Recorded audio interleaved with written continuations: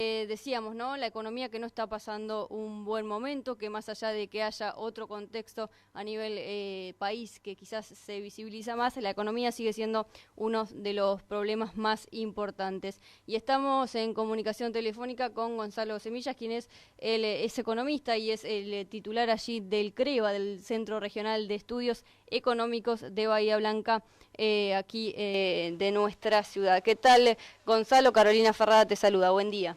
¿Qué tal, Carolina? Buenos días, ¿cómo estás? Gracias por la comunicación. No, en realidad es un poco para aclarar muchas cosas que están pasando en la economía y queríamos tener a alguien que realmente tenga conocimiento de eso, porque no se sabe por dónde empezar, ¿no? No sé por dónde empezar a preguntarte, hay muchas cosas. En los últimos días se habló mucho del riesgo país, ¿no? Y Sí, la primera pregunta que nos surge a todos es mencionar qué es el riesgo país y qué es lo que está pasando con eso en este momento.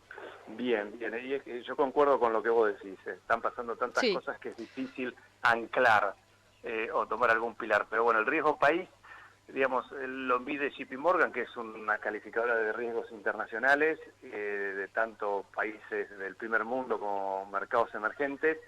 Y lo que establece es digamos, mide cuán riesgoso es un país a la hora de realizar inversiones internacionales, es decir, de que capitales internacionales inviertan en nuestro país. Uh-huh. Y nosotros teníamos hace un par de años, se le llama 200, 300 puntos básicos, significaría que son 2% más alto nuestra tasa de interés que la de los bonos de los Estados Unidos. Se toman como referencia los bonos de Estados Unidos y aparte que son de 3% aproximadamente anual el rendimiento, y dice, bueno, ¿cuál es el riesgo país de Argentina? Hoy está por arriba de 700 puntos básicos, que es el equivalente a un 7% adicional del 3% de los bonos de Estados Unidos. Es decir, nosotros, digamos, para que nos presten plata a nosotros seríamos 10% de interés, Uh-huh. tomaríamos a 10% de interés.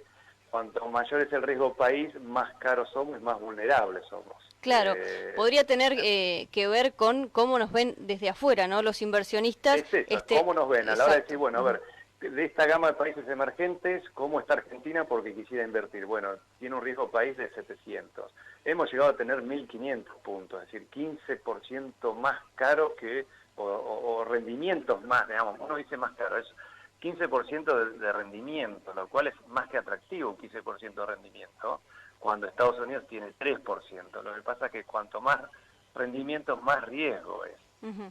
A mayor tasa de rendimiento o de retorno de alguna inversión, mayor riesgo de poder lograrlo. En cambio, Estados Unidos, vos decís 3% anual, decís muy poquito, sí, pero queden tranquilos, Estados Unidos hace 100 años que es un país serio y que no tiene problemas de inflación, etcétera. Uh-huh.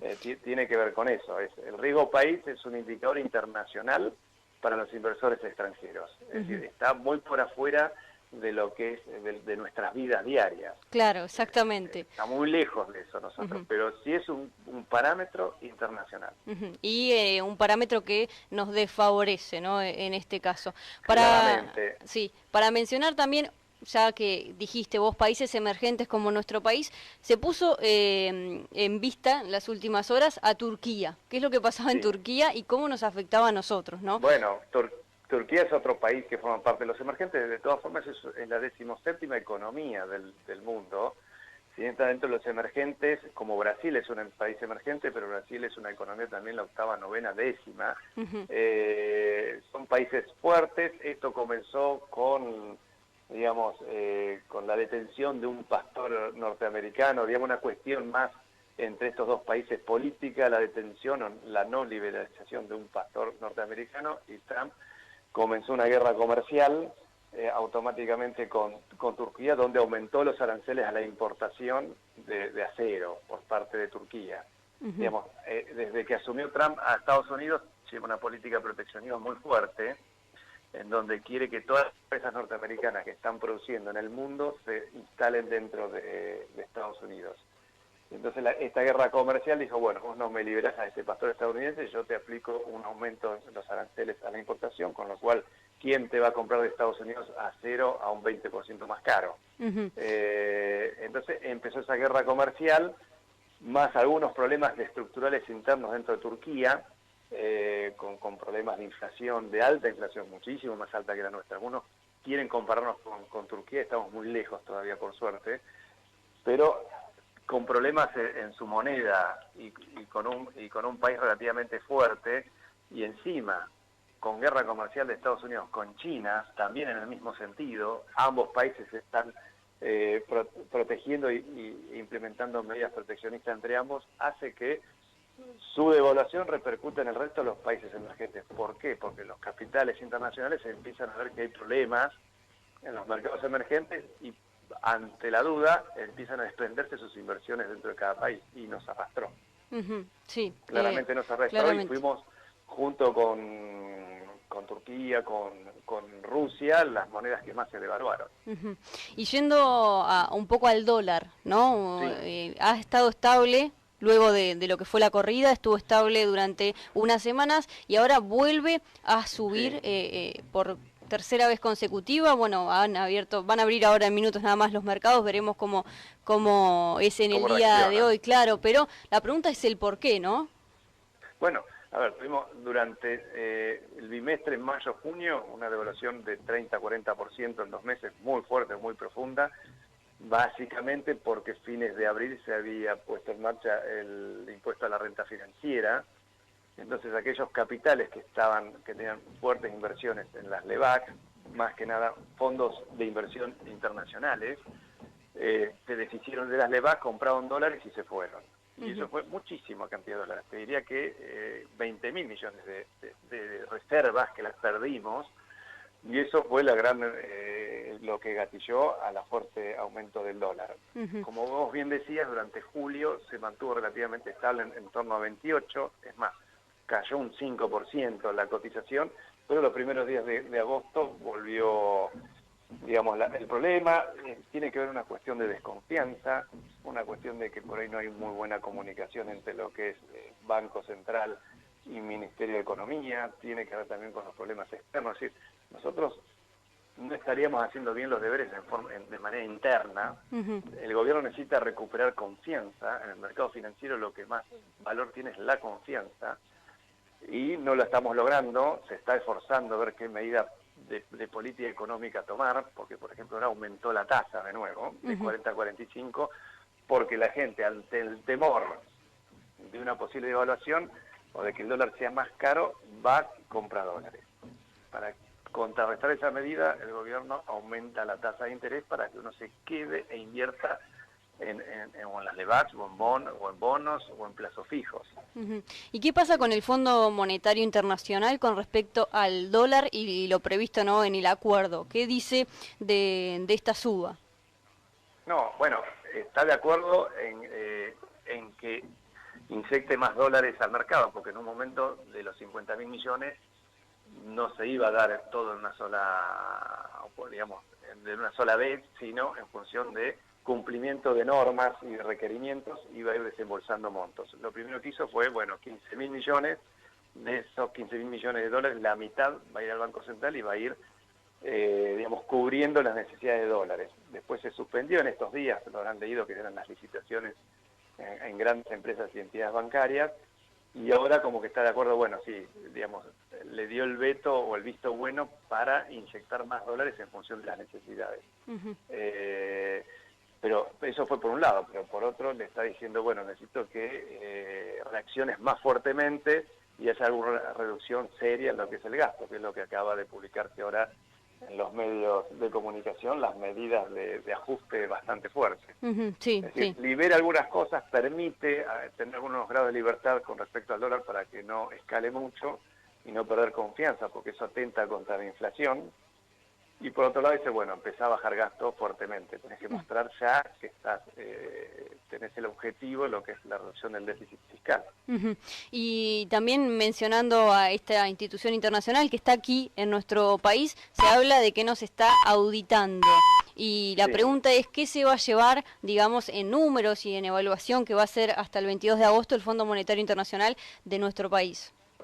Evalúa justamente, digamos, los compromisos asumidos, que es reducción del déficit fiscal, digamos, del gasto público, un manejo más gradual del mercado cambiario, un manejo también de lo que es digamos, la inflación, que se estimaba que el comité del fondo iba a venir después del 15 de agosto, porque mañana el INDEC publica el índice de precios de julio. Sí. Bueno, se adelantaron, es decir, no vinieron en un momento, o no hubiéramos querido que venga en un momento tan convulsivo como este. Pero, digamos, hay objetivos de reducción de la inflación, de reducción del déficit fiscal. Reducir el déficit fiscal implica aumento en las tarifas, que atenta contra la inflación, es decir, es complejo el escenario. Se va a llevar números complejos, evidentemente, y en algunas cuestiones quizás tenga el fondo que flexibilizar, digamos, no ser tan rígido en algunas cuestiones, y me estoy imaginando más en el mercado cambiario. El tema de desarmar las LEVAC es un buen indicador y el fondo les dio el visto bueno. Hay que desarmarlos porque hay muchísima plata, hay casi 1 billón de pesos, diría que es el equivalente al 50% de las reservas. Que si todos se fueran al dólar, contenerlo sería imposible. Es una de las medidas que se tomó, perdón que te corté, que se tomó hoy con respecto a los bancos, ¿no? El hecho de no poder liberar estas LEVAC, tiene la obligación de renovarlas, si no entiendo bueno, mal. Exactamente, ahí tenés las instituciones bancarias y no bancarias, o las personas físicas. Con respecto a las instituciones bancarias, lo que dicen, bueno, nosotros vas a pasar de las LEVACs a las letras digamos, a las NOVAC o a las notas del Banco Central, que tienen, digamos, un plazo de renovación y de vencimientos más largos. El tema es, las LEVACs se vencen mes a mes, grandes cantidades de dinero y con el riesgo de que vayan al dólar. Entonces, ¿cómo desarma esa cuestión bastante compleja? Bueno, con las instituciones financieras les da otro instrumento financiero a más largo plazo, con rendimientos semestrales, pagos semestrales, y es una negociación mano a mano. Y el resto de las personas físicas son las que le permiten ir renovándolas, pero con la intención de que a fin de año las LEVAC no existan más, que tanto problema le trajo a nuestro país. Gonzalo, Lucía Llanos, te hago una pregunta. Sí. ¿Qué es lo que nos lleva a este endeudamiento? O sea, ¿a dónde vamos a terminar con el FMI y todo el endeudamiento que el macrismo le está haciendo a la Argentina? Bueno, a ver, es difícil de ver la luz al final del túnel. Digo, ¿a dónde vamos a llegar? Cuando uno pensaba que julio era un mes relativamente tranquilo, agosto volvió la volatilidad del dólar y estos inconvenientes incluso externos que nos impactan fuertemente a nosotros. Digamos, el macrismo o el gobierno actual se endeudó fuertemente en los últimos años, una política de gobierno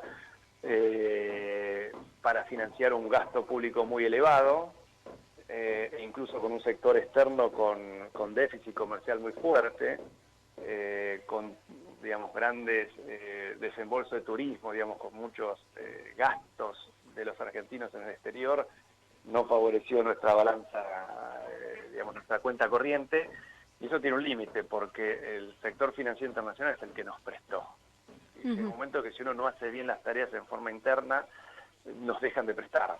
Sí. Y es lo que ocurrió, o nos prestan cada vez más caros, porque nos hacemos un país menos confiable.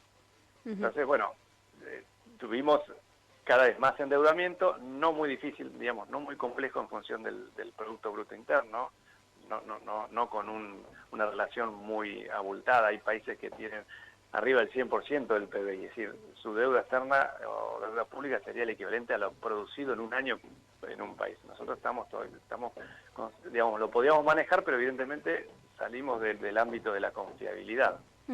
Sí, entonces, lamentablemente, ¿no? Lamentablemente, y bueno, medidas desacertadas que ha tenido el gobierno y pérdida de confianza abrupta hizo que lleguemos al Fondo Monetario donde nadie quería llegar. Yo estoy seguro que el gobierno no hubiera querido hacerlo, pero se vio acorralado en un momento de decir, bueno, no sé qué otra política poder tomar.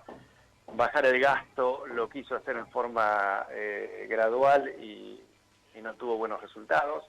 Haberlo hecho los primeros 100 días de su gobierno, que es lo que uno dice cuando no hay un gobierno nuevo, hay que tomar las decisiones difíciles dentro de los primeros 100 días, hubiera traído un costo social y político muy grande y bueno, con una encrucijada importante, con un Estado sobredimensionado en cuanto a recursos humanos, eso es una realidad, con una política de subsidios muy abultada, también una realidad que había que desmembrarlo, y dejar de subsidiar implica actualizar tarifas, y actualizar tarifas implica mayor inflación y mayores costos para nosotros, Sí. para el resto de las personas. Y preguntándote un poco por el contexto, ¿no? Argentina hoy, en cuanto a lo judicial, ¿no? En todo lo que se está descubriendo últimamente, ¿cómo le afecta eso a la economía?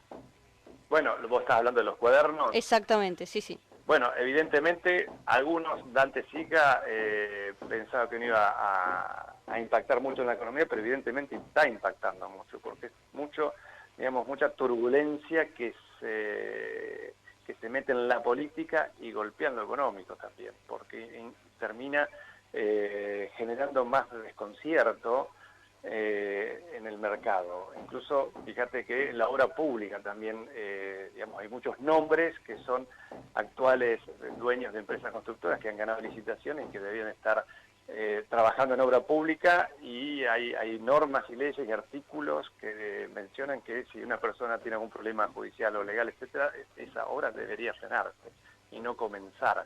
Con lo cual eso impacta en lo que es la obra pública o la poca obra pública que se iba a hacer. Evidentemente esto no mejora. Digamos, Sí. A ver, será interesante el efecto colateral en el sentido de, bueno, a ver quiénes son los que estuvieron digamos, en el mercado, las coimas o etcétera, para poder limpiar esto, pero evidentemente ocurre en un momento donde no nos está acompañando el resto de las variables. Sí, es cierto, muy claro lo que mencionás, Gonzalo, y para preguntarte un poquito yendo a lo local, ¿no? Aquí en nuestra ciudad sabemos Sí. que la última inflación del mes de julio, según el CREVA, es de 3,4%. Que nos comentes un poco cómo ves el panorama local, la inflación, el consumo, el empleo, son problemas que seguimos teniendo en nuestra ciudad y que nos afectan fuertemente, ¿no? Sí, sí, bueno, si bien la inflación es alta, 3.4, 3,4 es una inflación alta mensual, Sí. porque el mes de junio había sido 3.6, la más alta en los últimos 25 meses, y esta es la segunda más alta en los últimos 26 meses. Si bien bajó, fue mínima, es decir, se mantiene alta. Habrá que ver qué es lo que pasa en agosto, porque hay actualizaciones de tarifas en combustible, en prepagas, digamos, y más adelante va en energía. Es decir, sigue habiendo actualizaciones en tarifas que se habían suspendido durante junio por la variación y la corrida cambiaria. Ahora se están actualizando nuevamente, así que suponemos que la inflación va a seguir arriba del 2%, lo cual obviamente no son buenas noticias, pero es lo que está ocurriendo. Y con respecto a Bahía Blanca, la encuesta nuestra del Informe Económico Regional, que medimos expectativas en el sector comercio, servicios, industria, mercado inmobiliario, evidentemente en general se están resintiendo, pero no del último mes, sino vienen ya hace un par de meses con una tendencia hacia la baja, en donde hay menores ventas, claramente menores ventas, menor rotación de sus mercaderías. Los comerciantes están muy preocupados. Si vos transitas incluso por calle Alsina, que está la obra de la peatonal, digamos, hay más disgusto, porque el bahiense es de estacionar prácticamente enfrente del local y bajar, o estacionar muy cerquita, y los comerciantes de calle Alsina están mucho más preocupados porque las ventas bajan incluso más. Sí, ellos nos mencionaban que no solo bajaron, sino que directamente no venden. Bueno, entonces ese es un sector particular de una cuadra, 2 cuadras a la redonda, porque incluso no solo no puedes transitar por una cuadra Alsina, sino los aledaños están cerrados, lo que es calle La Madrid, está cerrado, entonces impacta en esa región mucho más fuerte que el resto, cuando encima la economía no anda bien. Evidentemente hay menores ventas, menor rotación de las mercaderías, los costos fijos siguen siendo los mismos, o incluso hay algún que otro ajuste en los alquileres. A raíz del aumento de la inflación hay algún ajuste, aunque tampoco puede ser exagerado, porque digamos, la restricción es la demanda, soy yo. Si vos me subís mucho, yo lo dejo de pagar o lo dejo de incumplir, o en vez de pagar del 1 al 10 empiezo a pagar el 20 o al otro mes. Empieza a haber estas cuestiones de incumplimiento, y el comerciante tiene que hacer, digamos, lápiz en mano, muy minucioso en su estructura de costos, y obviamente está haciendo un esfuerzo importante para mantener a su personal. porque la última medida que quisieran, porque así nos los dicen, nos mencionan, es tener que dejar afuera a su personal. Por dos cuestiones, dejar afuera por una cuestión humana, de que la persona queda sin trabajo, y porque invirtió en esa persona. El comerciante o el empresario invierten en capital humano, en capacitación, y tener que dejarlo ir en el momento que la cuestión, digamos, que la economía revierta, es tener que buscar a otra persona, buscar al que ya se fue, por ahí es complejo recuperarlo, y si no, tiene que incorporar gente nueva con un esfuerzo para volver a capacitarlo. Pero es bueno, cierto. Difícil, está ocurriendo, digamos, está ocurriendo no solo en Bahía, sino también, digamos, y eso que Bahía es la localidad más importante de la región. Hay localidades que nosotros medimos como Dorrego, Puan, Pigüé, hay algunos locales comerciales y algunas empresas de servicios que están dejando digamos que lamentablemente están dejando ir a su mano de obra. Sí, complicada la situación aquí en la ciudad, en la región y a nivel nacional. Gonzalo, gracias por tu tiempo, por los conceptos tan claros, ¿no? Que a veces al común denominador de la gente, la economía es algo que cuesta, pero que afecta directamente y era importante tenerte. Así que gracias. Bueno, muchas gracias por todo y hasta la próxima. Hasta la próxima.